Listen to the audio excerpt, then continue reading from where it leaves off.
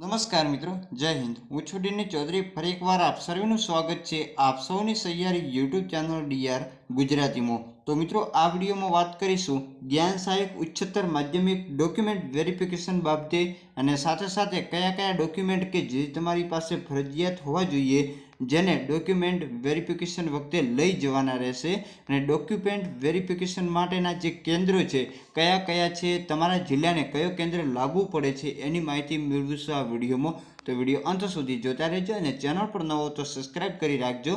અન્ય કોઈ પણ પ્રકારની માહિતી માટે આપણા સોશિયલ મીડિયાના પેજ નીચે આપેલા છે, જેને તમે ફોલો કરી શકો છો. તો ચાલો વિડીયો શરૂ કરીએ. તો મિત્રો, વાત કરવામાં આવે તો જ્ઞાન સહાયક ઉચ્ચતર માધ્યમિક કરાર આધારિત ભરતી છે, એમાં ડોક્યુમેન્ટ વેરિફિકેશનમાં જોડવાના જે ડોક્યુમેન્ટ છે એની યાદી મિત્રો આવી ગઈ છે.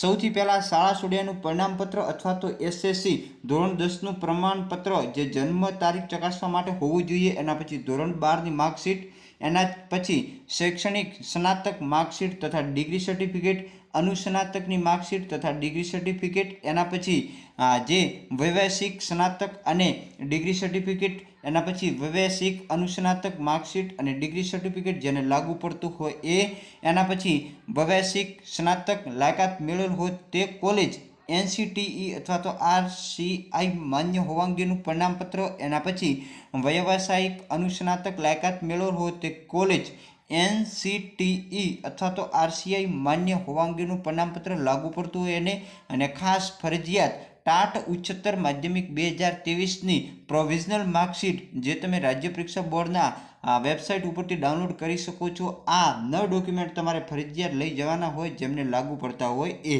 જોઈએ મિત્રો, હવે કેન્દ્રોની વાત કરીશું આગળ.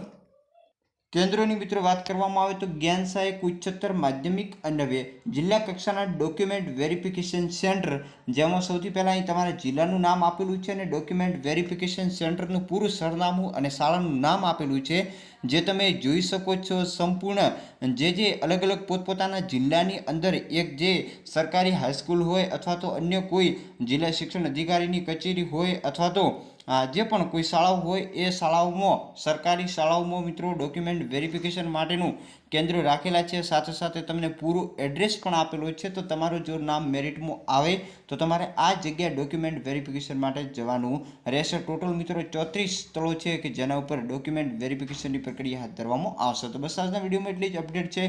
ફરી મળીશું નવી અપડેટ સાથે. ત્યાં સુધી જય ભારત. Thanks for watch.